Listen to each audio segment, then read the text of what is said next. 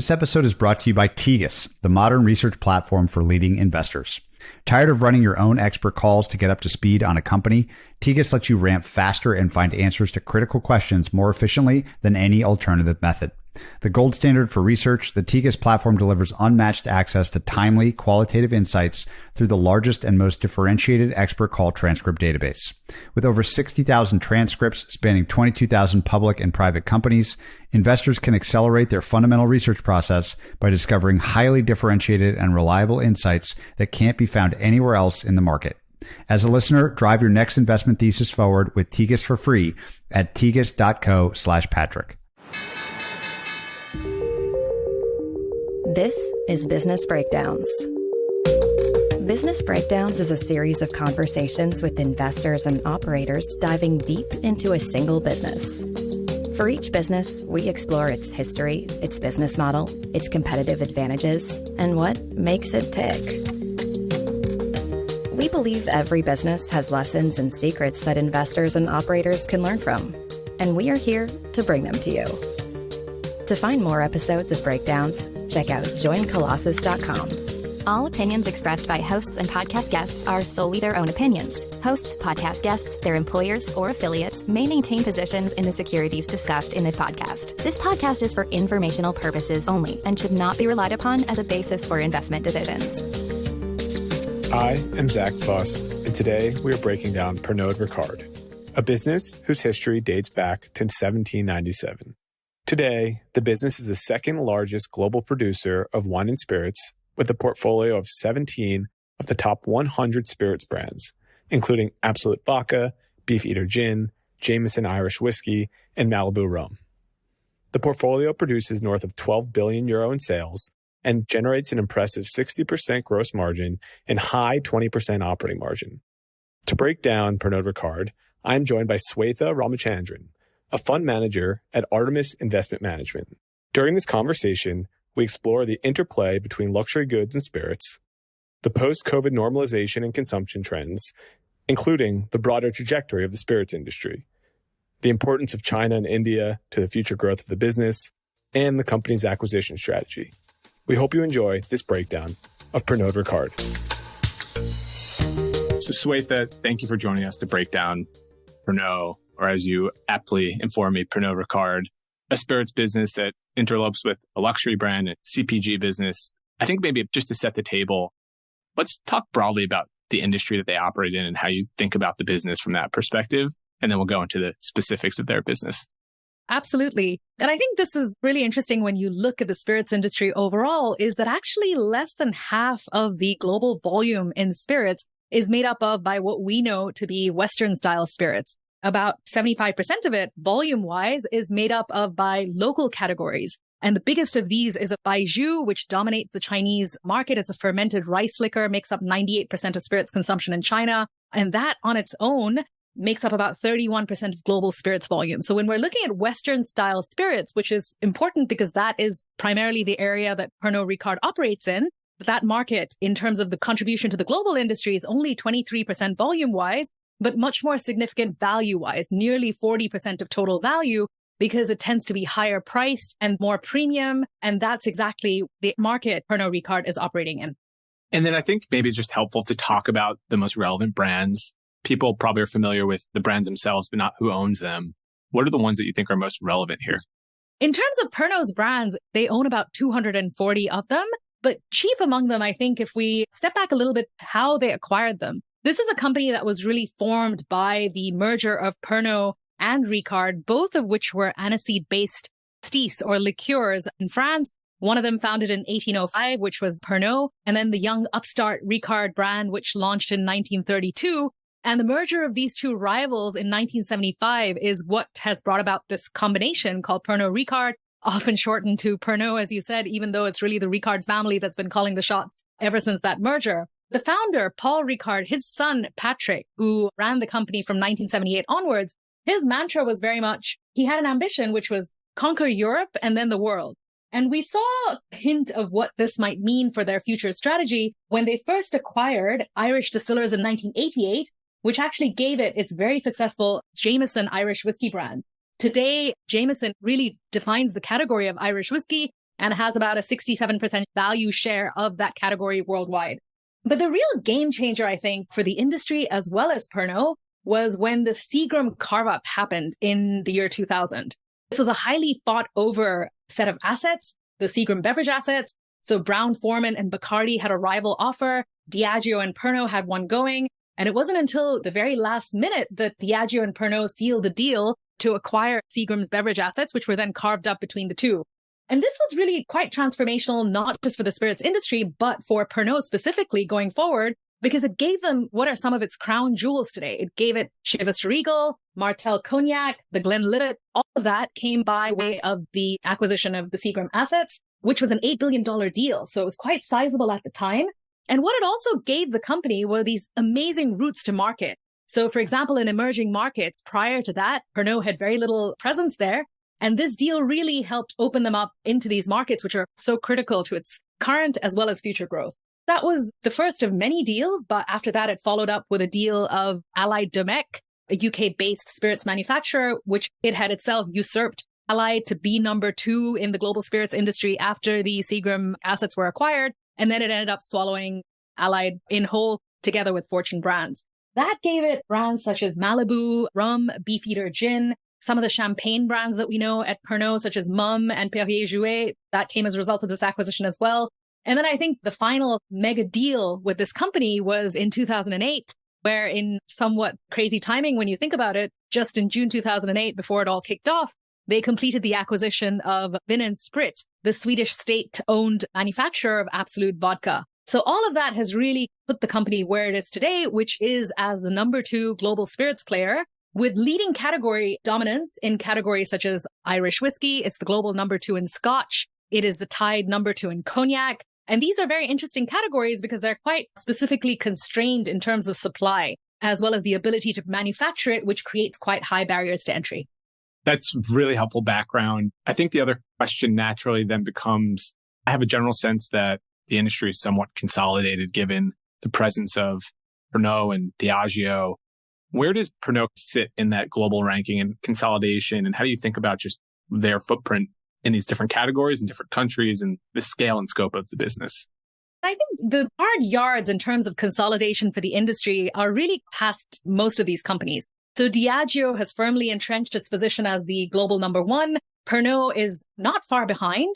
It has about 2/3 of the sales of Diageo, but just over half of its profit base. And the reason for that lies in a different market mix. So Diageo very overweight the highly profitable US spirits pool. Pernod number 2 in that market and investing much more heavily behind emerging markets where it's an investment phase. And so the margins tend to be a little bit lagging in those markets where it's currently ramping up its presence.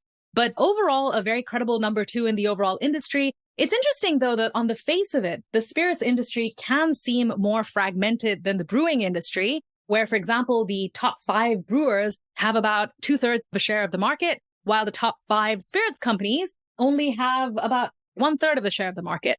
And that's really because there are a lot of mom and pop independent spirits brands that still have not been consolidated.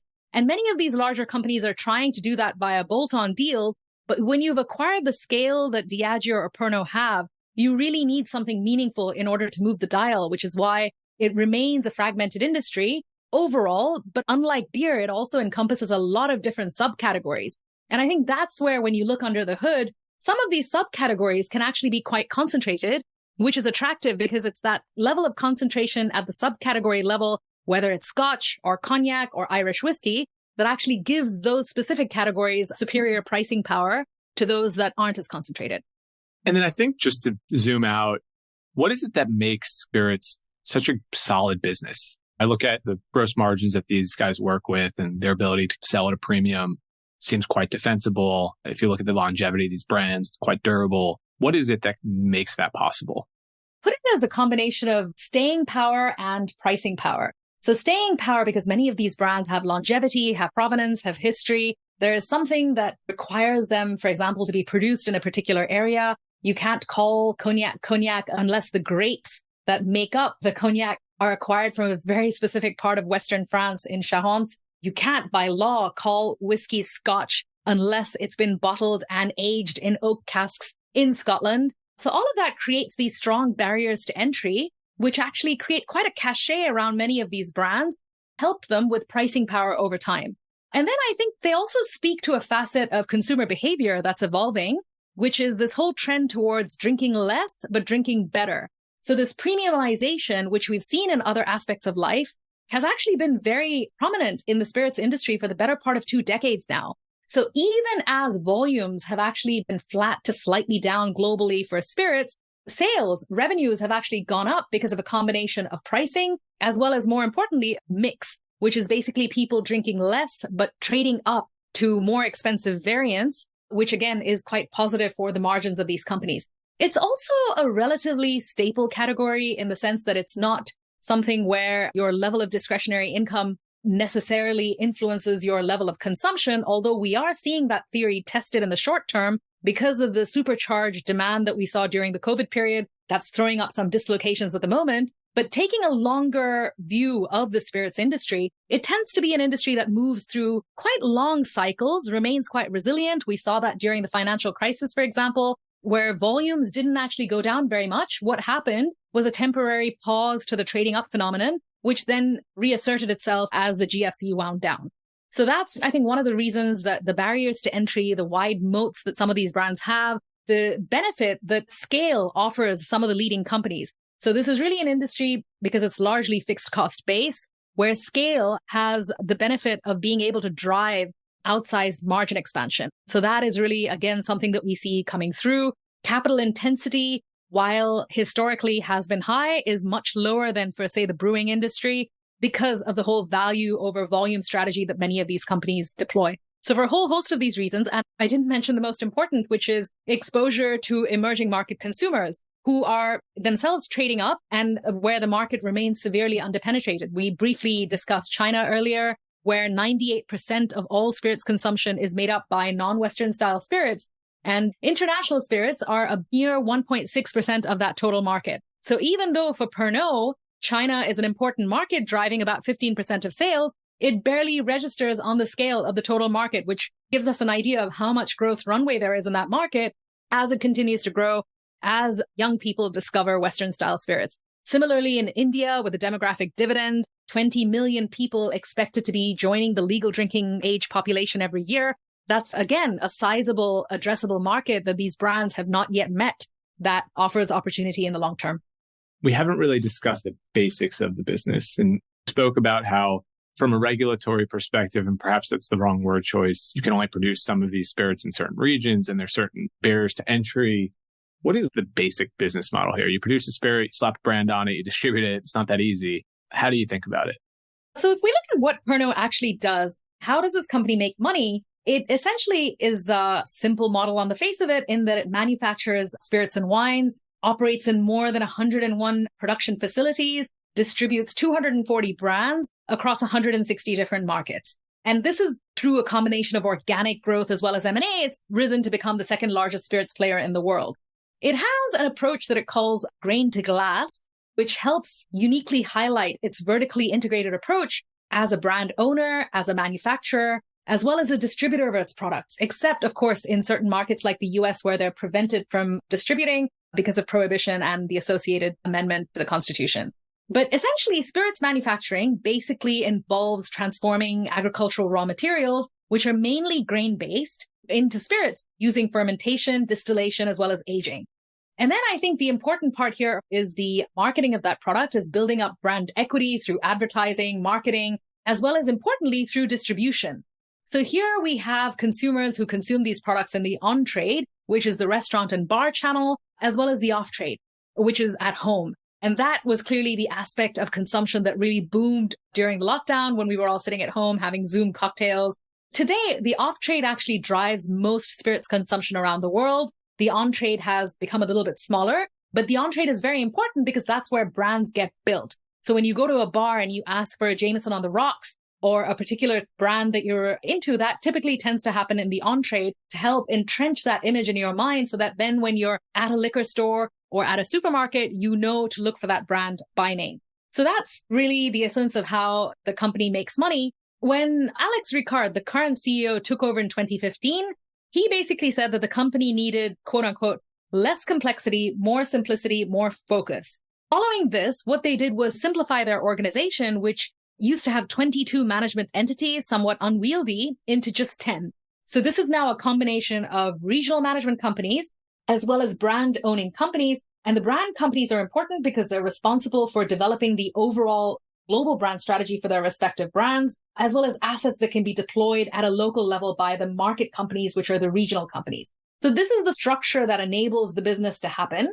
It's interesting that compared to other spirits companies, it's a somewhat decentralized structure relative to its peers, where local management specifically is actually empowered to be agile, to be able to react to local conditions rather than by diktat from the center. So that's something that distinguishes it from other business models in the industry. And then when it comes to revenue growth and the focus on how it builds its book of business, the revenue growth really is a combination of volume growth, price increases, as well as consumers trading up, which is essentially mix, to higher priced variants. But that algorithm has actually evolved quite materially in the last 20 years, away from being volume focused towards being value focused, which is to focus more on these higher priced premium tiers where price increases are more readily taken because demand typically is less elastic, and also where trading up or premiumization can drive further gains. And the reason this is quite essential to this industry is that costs are actually predominantly fixed, which is why that incremental percentage point of revenue growth that you can get from pricing or from mix can be 3 times as accretive to margin as an incremental percentage point of volume growth, which is why everybody has been pretty much pursuing some variant of this premiumization strategy. But at the same time, the consumer has given them permission to do that. It's not that they're forcing premiumization down the throats of consumers.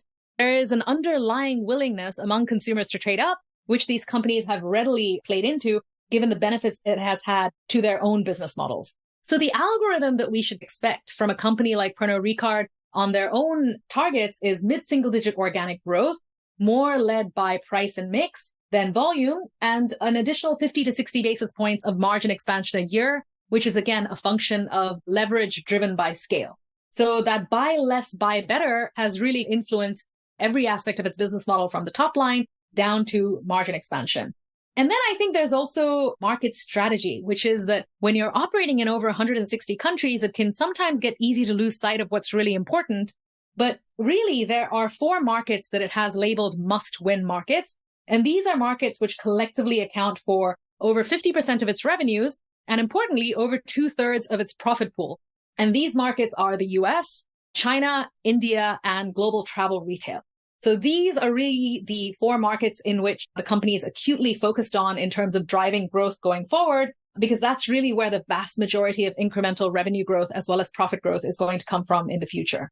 One thing we really like to see in the business model is gross margins, because to us, when we look at brands, gross margins tend to be quite a pure indicator of pricing power.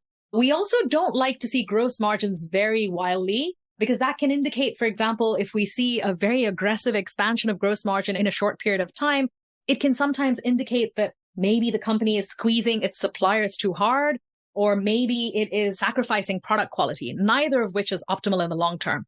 And here I think Pernod has a very interesting business model, which is that over time, for the last decade plus, it has shown pretty stable to flat gross margins. There are certainly some ups and downs on a yearly basis because of factors like commodity cost inflation, freight, for example, glass, all of these things that make a difference. But broadly, gross margins have remained around 60%, which we like to see because we don't think then the business is working its suppliers or undercutting on product quality. And similarly, another thing we like to see in branded businesses particularly is the level of advertising spend, because that can sometimes be the first line item to get sacrificed when times are getting tough and the company might feel pressure to make quarterly earnings. Here, again, we're quite comforted that over time, there's been a change in accounting standard that optically suggests that a percentage has reduced. But broadly speaking, adjusting for that, advertising as a percentage of sales has remained flat at about 16%, which again, we like to see because that's a sign of a company that's taking its brand seriously, investing with a long-term future. Despite these two being flat, gross margins being flat, advertising as a percentage of sales being flat, the company has managed to increase its operating margin by about 800 basis points in the last 15 years. So that's quite substantial, from 20% in the year 2005 to 28% in the year just ended June 2023. The reason that is important is because that really, in a nutshell, encapsulates the appeal of the spirits conglomerate business model, which is that a wide portfolio is helpful because if you plug in an additional brand onto your existing distribution infrastructure that was built for one less brand, there's really very little marginal cost and very high marginal profit.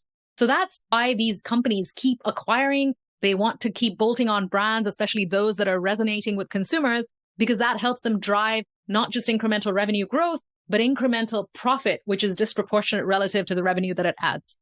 And then if I compare this to other beverage businesses, we did a conversation on Coca-Cola, which is really more of a brand manager in that it outsources most of its production to their bottlers. How does it work for spirits? Do they typically have vertical integration? Are they outsourcing and partnering on the production side? Because they still obviously have very impressive gross margins, as you highlighted. Just curious if they have that level of capital intensity in the production side. Absolutely. So the big difference here is that Pernod does make its product. Other than the investments that it's made into brands where it's a minority investor, all of its brands are bottled, made, manufactured in-house, and some of them have to be. So Scotch and Cognac, because of the restrictions on provenance, they have to set up facilities in those particular regions where they can manufacture them.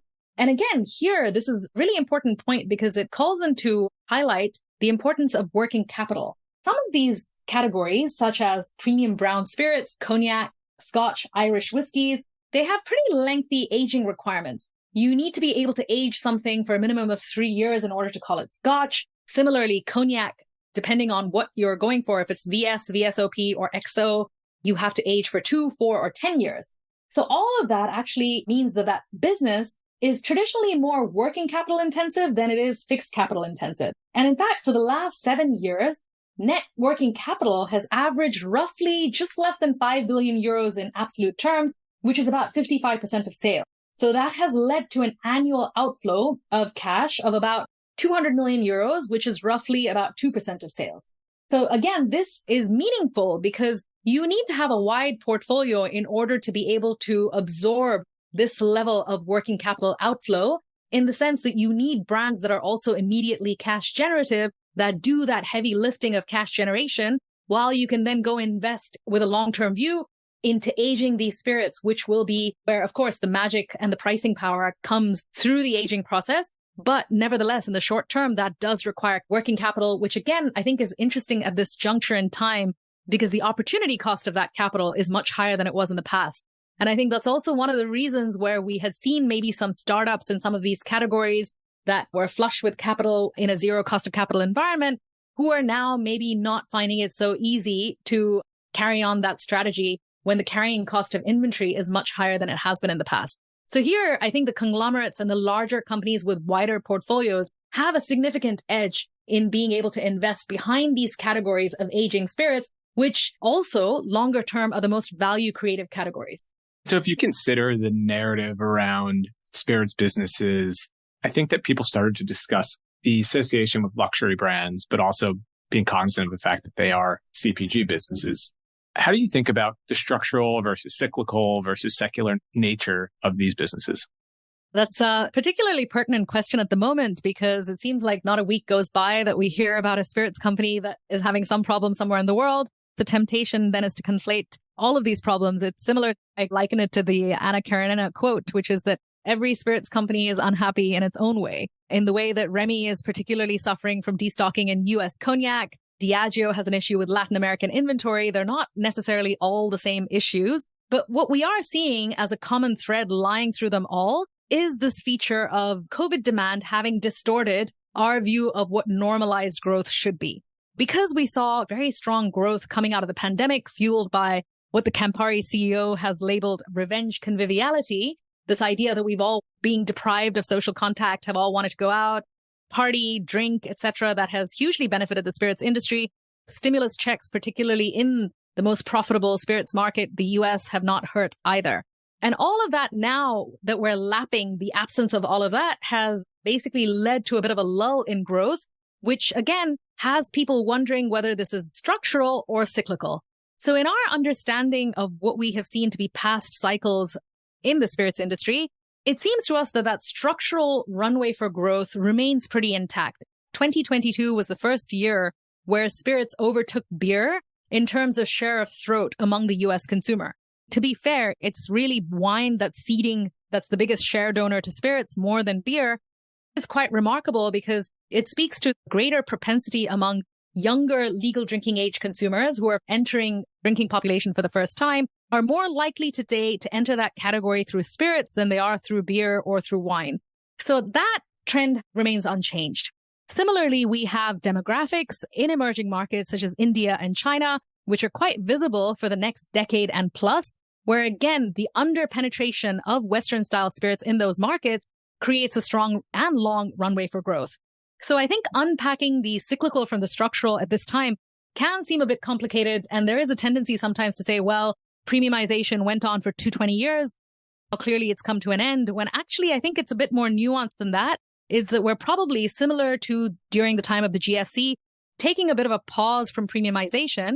But over the long term, all the trends that we know about younger consumers, generation moderation, which is how they're referred to, trends towards drinking less but better, all of that, I think, suggests that the longer term runway for spirits remains quite intact. And then how do you compare and contrast that to different global areas? You made reference to India and to China and the importance to the business. Presumably the runway is significant there.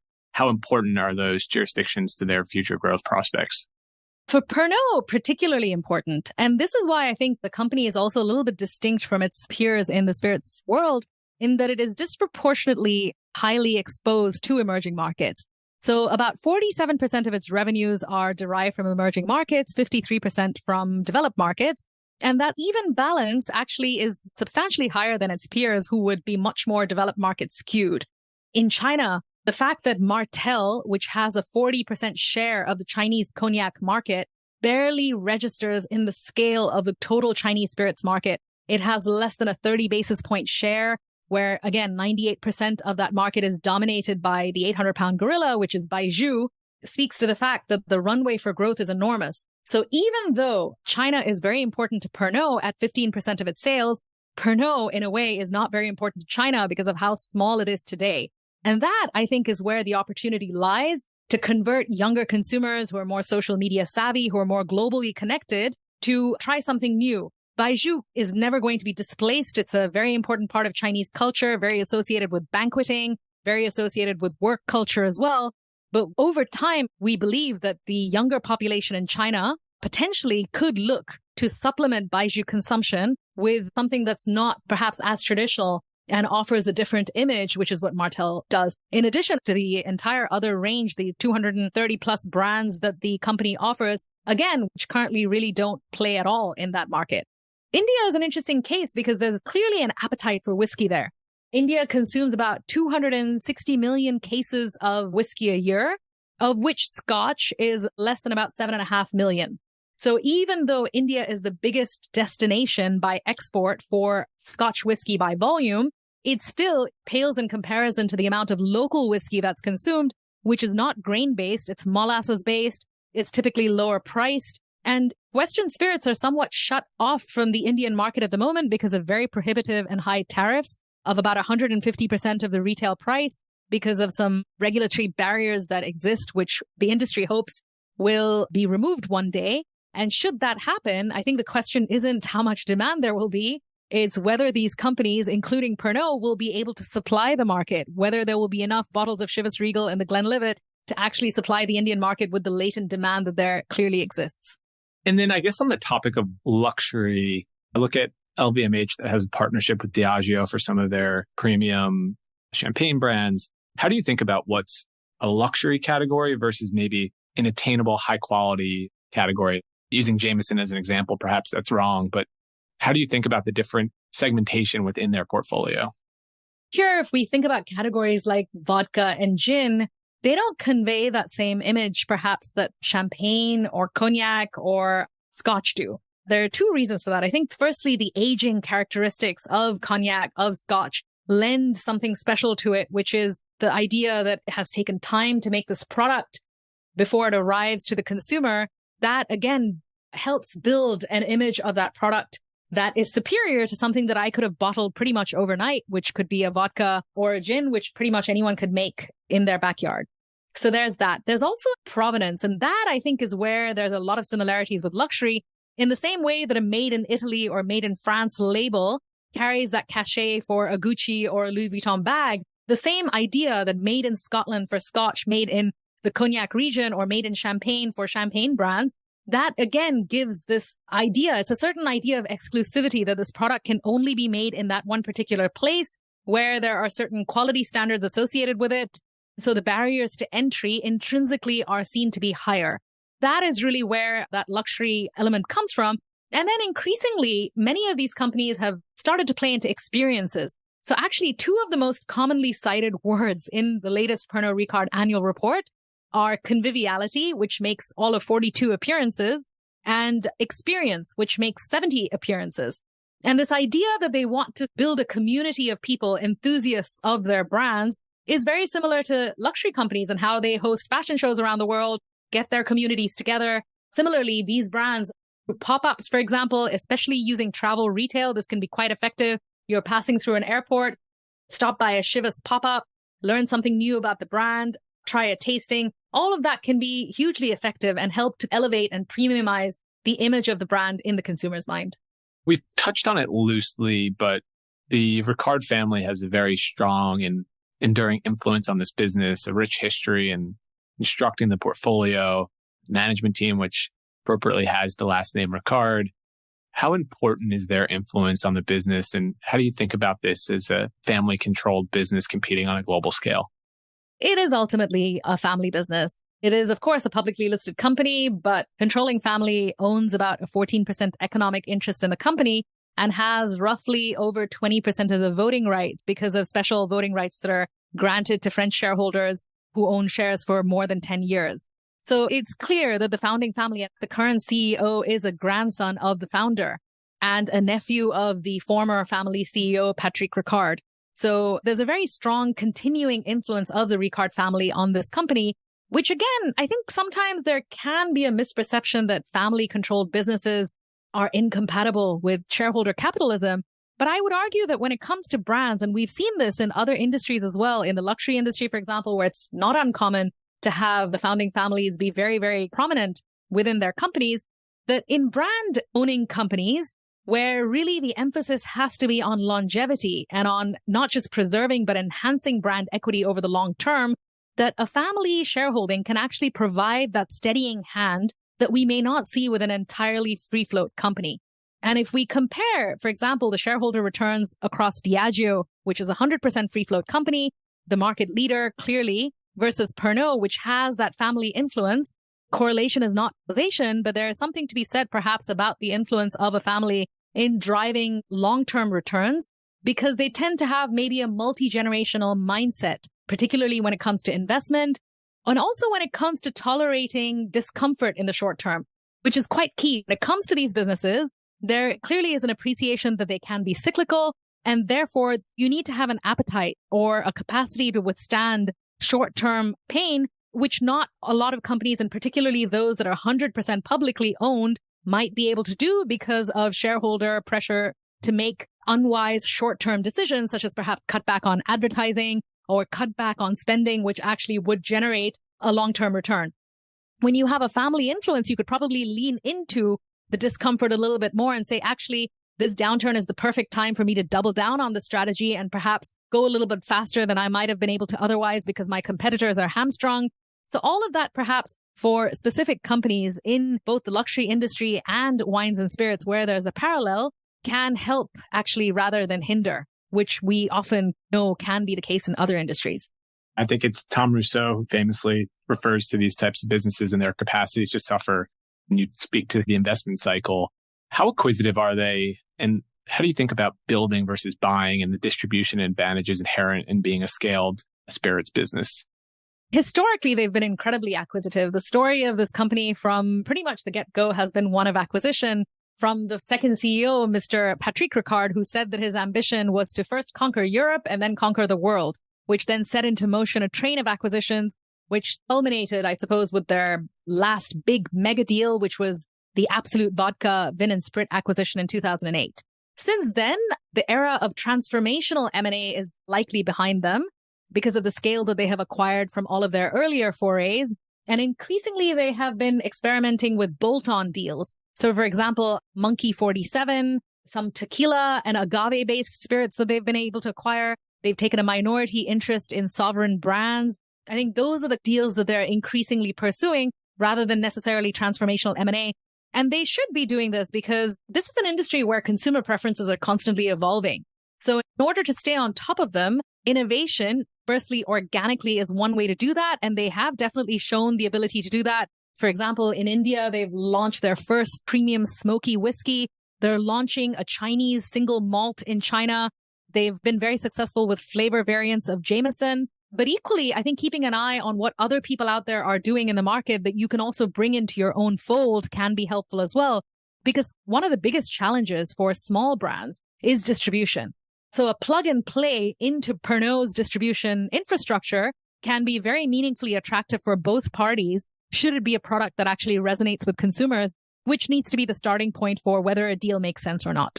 I remember when Casamigos was acquired for something like $1 billion, people were surprised at how much you could pay for these businesses. And I think that Diageo would probably suggest that that was a highly accretive acquisition in retrospect, but clearly there are very, very significant distribution advantages in these businesses. Exactly, which is very hard to replicate as a smaller company and very easy to leverage off once you have that infrastructure set up.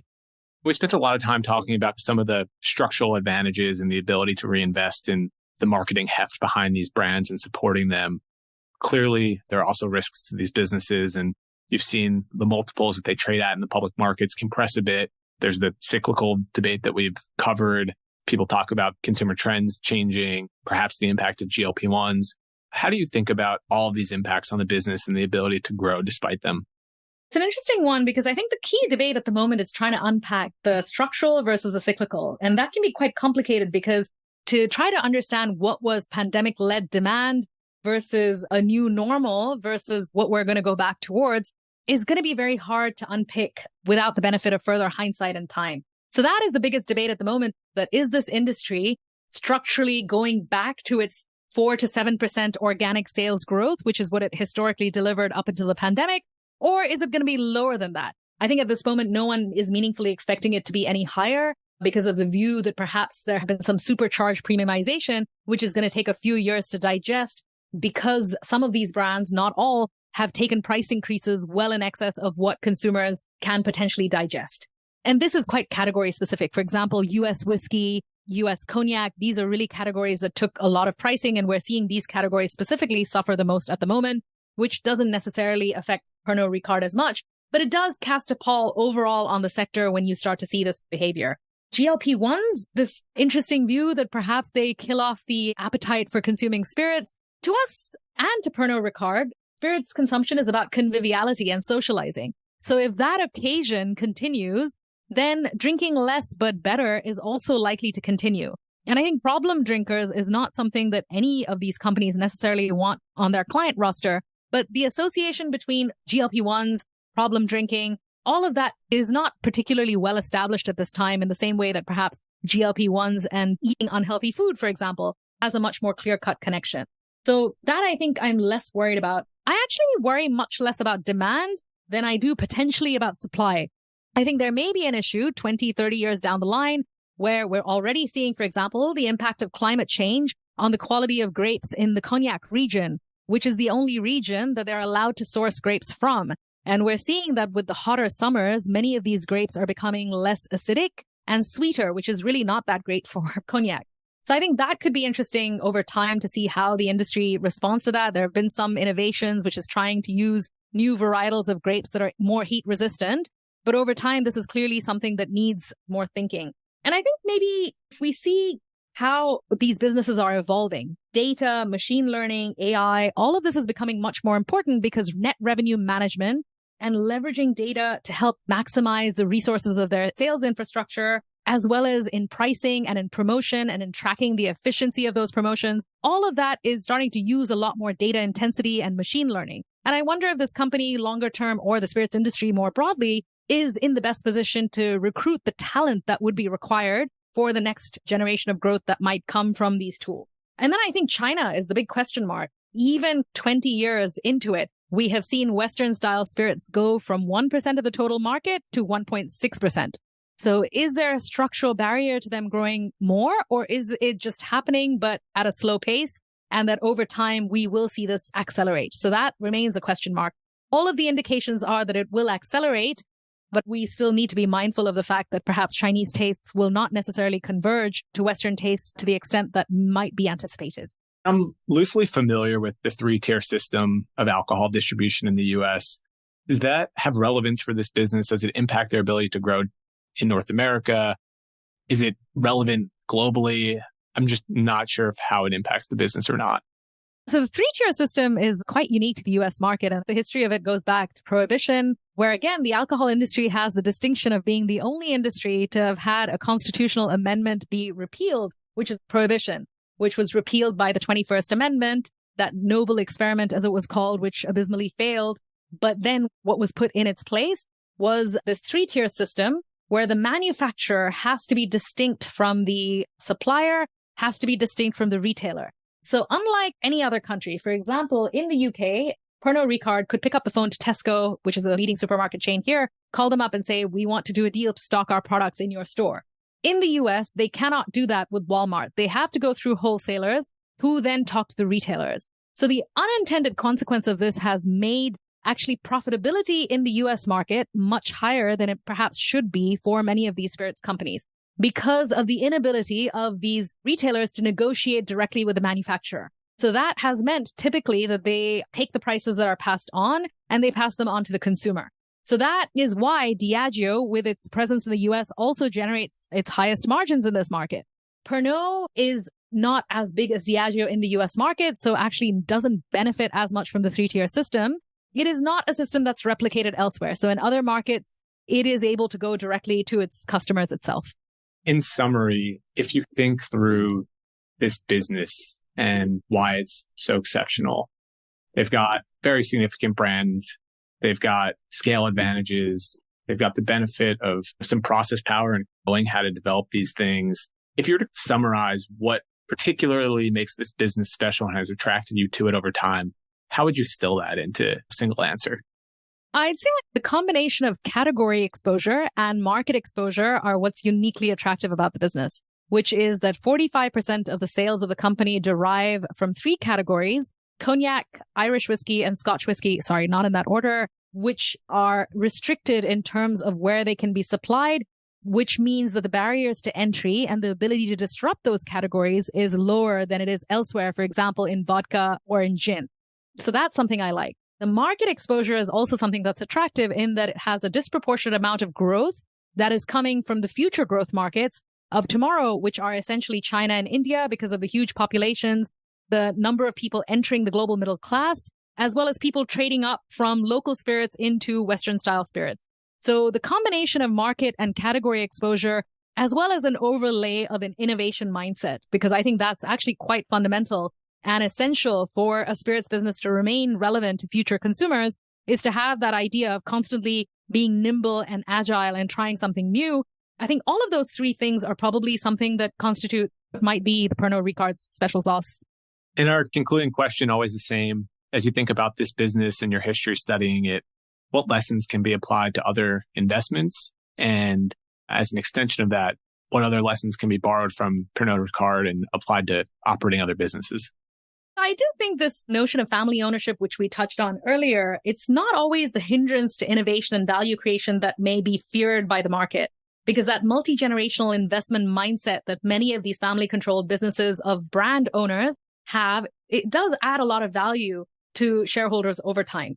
And I think another really interesting feature about this organization is its ability to empower local organizations to know what's most appropriate for their markets and to be able to empower them to act accordingly. That decentralized approach works very well in an area where local tastes are maybe quite distinct. They may be evolving in different manners. So that requires local management to remain nimble and agile. And it's quite interesting to see how much cross-pollination there has been among the employees at Pernod Ricard.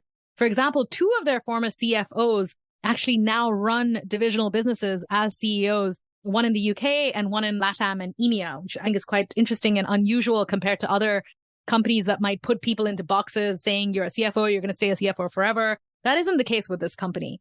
And then I think the clarity of growth ambitions and focusing them around these 4 must-win markets is essential, because that helps cut through the noise of the 160 markets around the world where they are and says these are the 4 markets, the US, China, India, and global travel retail, which absolutely are battlegrounds that have to be won in the future. And that instills a clarity of purpose within the company. So being clear about what you stand for and where you want to win is probably something that's quite a useful lesson to take away as well. Well, Swetha, this was a wonderful and fascinating crash course on spirits, on Pernod Ricard broadly. Appreciate you joining us. Thank you so much for having me. To find more episodes of breakdowns ranging from Costco to Visa to Moderna, or to sign up for our weekly summary, check out joincolossus.com. That's JoinColossus.com.